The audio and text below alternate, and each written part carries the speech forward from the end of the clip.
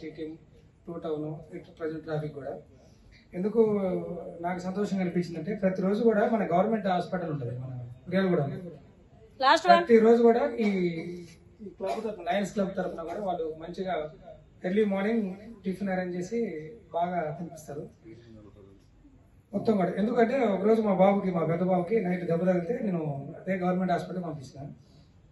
యాక్చువల్గా ఒక బాబు నుంచి పంపించి మీరు టిఫిన్ చేద్దరు రండి అని చెప్తే వాళ్ళు ఏం చేస్తారంటే అక్కడ ఏదో పులిహార పెడతామని తిన్నాడు మా వాడు. యాక్చువల్ ఇంటి దగ్గర మా బాబు తిన్నాడు అప్పుడు. ఆ రోజు తిని చాలా బాగుందని చెప్తున్నారు. ఇది ఒకటే మన ఆలోచన, ఏదైనా ఒక పని చేయాలని ఆలోచన మనకు రావడం వేరు, ఆ సంకల్పాన్ని నెరవేర్చుకోవడం చేయడం కూడా చాలా సంతోషకరమైన విషయం. అంటే నా గురించి ఏదో చెప్తున్నా కానీ నేనే చిన్నవి అంత నేను అనాథాశ్రమం ఒకటి, వేద పాఠశాల, గోశాలకు మాత్రం ఎవరి 3 monthsకి ఒకసారి నాకు వచ్చిన శాలరీలో ఒక 10% తీసి ఇట్లా చేస్తూ ఉంటాను. గొప్ప కొట్టలేదు, నాకు చేయాలనిపించిన చేస్తూ ఉంటాను. అది అదే ఇక్కడికి వచ్చినాక చూశాను, నేను లోపలికి వస్తూ ఉంటుండే పిల్లలు సరే వాళ్ళకి నేను వాళ్ళని అంటే మనం అట్లా పిలవద్దని అనుకుంటాను, పిలవను కానీ సరే మనం వచ్చిన మూమెంట్ చూసి వాళ్ళందరూ లేవటం చప్పట్లతో నన్ను స్వాగతం పలకటం కూడా ఏంటంటే వాళ్ళ క్యాచింగ్ చూడండి ఒకసారి, అదే నాకు చాలా సంతోషం అనిపించింది. అదే భగవంతుడు సరే వాళ్ళకి ఎందుకు ఆ లోపల మనం వినేది కానీ వీళ్ళ మొఖాలు చూస్తే మాత్రం నాకు చాలా సంతోషంగా వాళ్ళ హ్యాపీగా ఉన్నంత ఫీలింగ్ అయితే వస్తూ ఉంది. ఇంటి దగ్గర ఉంటే ఏ విధంగా ఉన్నారో మ్యాక్సిమం వాళ్ళ మొహాలు అయితే ఆనందం వేస్తుంది మీకు మాత్రం. ఎందుకంటే మీరు బాగానే చూసుకురండి అనుకుంటున్నాను మేడం. మీరు వాళ్ళు పిలిచినప్పుడు కానీ మీ సిగ్నల్స్ కూడా వాళ్ళు ఎమ్మడే క్యాచ్ చేస్తూ ఉంటారు పిల్లలు, వాళ్ళు చాలా గ్రేట్. ఎందుకంటే సరే వాళ్ళకి తల్లిదండ్రులు దగ్గర లేకపోయినా కానీ అంత గొప్ప పాత్ర మీరు పోషిస్తున్నందుకు కూడా చాలా సంతోషం. ముఖ్యంగా చూడండి అమ్మా, ఆడపిల్లలు మీరు ఇప్పుడు చెప్పండి మీరు, ఇప్పుడు మీరంతా ఆడపిల్లలు కదా, ఇక్కడ నుంచి కాలేజీకి వెళ్ళాలి కంపల్సరీగా, పోయి రావాలి అవునా కదా. ఇటు కాలేజీకి ఇక్కడి నుంచి అక్కడికి పోయి వస్తారా, పోయేటప్పుడు కానీ వచ్చేటప్పుడు కానీ ముఖ్యంగా మీరు కనీసం వాళ్ళు ఎమ్మటే మీకేం జరిగింది కూడా చెప్పలేరు. మీరు ఎమ్మటే మీ ప్రాబ్లమ్స్ని మాటలతోటి చెప్పలేరు. ఏదైనా ప్రాబ్లం ఉంటే ఎమ్మటే ఆ పక్కన ఎవరున్నా తెలియజేయటం, లేకపోతే ఎమ్మటే రాగానే ఇక్కడ మీరు రాగానే వాళ్ళ దగ్గర ఉన్నదని ఒక బైక్ ఉందనుకోండి నెంబర్ వాడు వచ్చిన అనుకోండి వాడి ఫేస్ ఐడెంటిఫికేషన్ పెట్టగలిగితే మాక్సిమం మీకు మా పోలీస్ తరఫున మీకు ఖచ్చితంగా హెల్ప్ చేయగలరు. ఎందుకంటే మనకి మిర్యాలగూడలో సిటీ అని కూడా ఒక పోలీస్ స్టేషన్ ఉంది. మనకి సిటీ అంటే మన మహిళల కోసం ప్రత్యేకంగా ముఖ్యంగా చదువుకునే పిల్లలకి. నేను ఇంతకుముందు ట్రాఫిక్ కంట్రోల్ కూడా సిటీలో పనిచేసింది. చాలా మంది కూడా ఇక్కడ ఎందుకంటే 10th క్లాస్ ఇంటర్మీడియట్ పిల్లలే బాగా ఏదో మొబైల్ ఎక్కువ వాడటం వల్ల వాళ్ళకి తెలియకుండా ట్రాప్ లో పడిపోయి చాలా. ఇంటర్నేషనల్ లయన్స్ క్లబ్ ద్వారా మరి మిర్యాలగూడలో 5 క్లబ్లు ఉన్నాయి. మెయిన్ క్లబ్ ట్రెజరర్గా నాకు బాధ్యత ఇచ్చారు. అదేవిధంగా నేను సొంత గ్రామము మాది తాళాయూరపుగూడెం, రామచర్ల మండలం. మా తల్లిదండ్రుల కాంచి నేను ఈ కార్యక్రమాన్ని నేర్చుకున్నాను. మరి మధ్యలో కొంత నన్ను సాన పట్టొచ్చు, మిగతా వాళ్ళని చూసి బుడ్డిగా కొన్ని నేర్చుకున్నా కానీ నాది పుట్టుకతో వచ్చిన సేవా గుణం.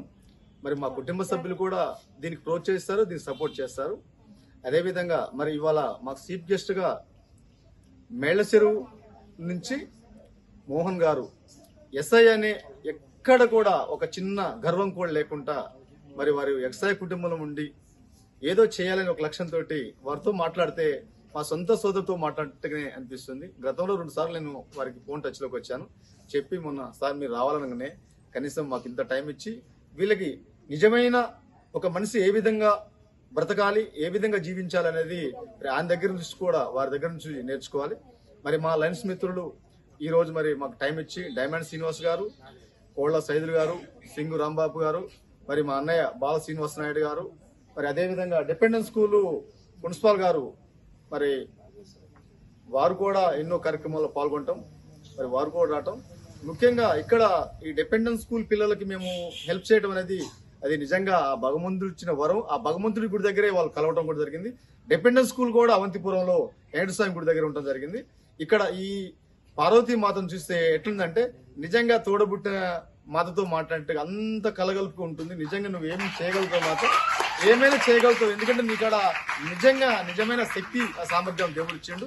అదేవిధంగా మన ఎస్ఐ గారు కూడా ఎన్నో పోస్టులు అలంకరించి మాలాంటి వాళ్ళని మాలాంటి సేవలలో కూడా మీరు ఉండాలి సార్. మీరు ఇలాంటి వాళ్ళని చూసి ఎంతో మంది ఇన్స్పిరేషన్ కావాలి.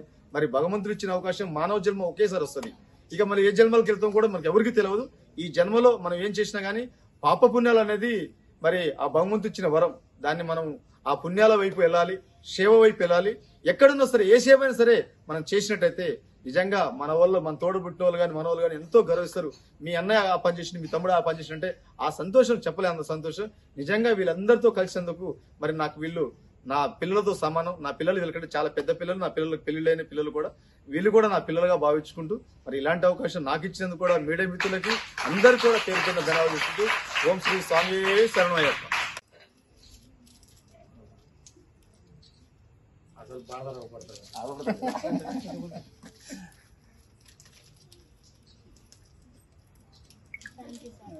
అమ్మ డాక్టర్ మీకు ఇస్తారా? నేను నీకే ఇవ్వాలమ్మ. నేను నువ్వు తిను మరి.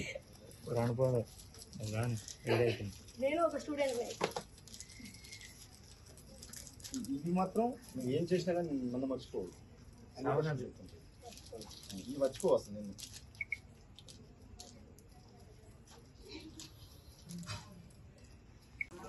ఒక బేషన్ ఫ్రూట్స్ తుంపు, అరటి పండు తుంపు. ఇంకో బేషన్ ఎందుకు రేణుక? ఇంకో బేషన్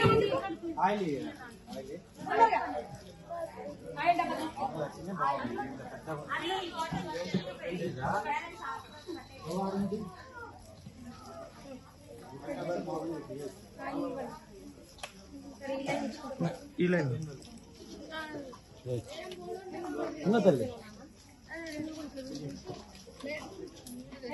ఎటు చూస్తూ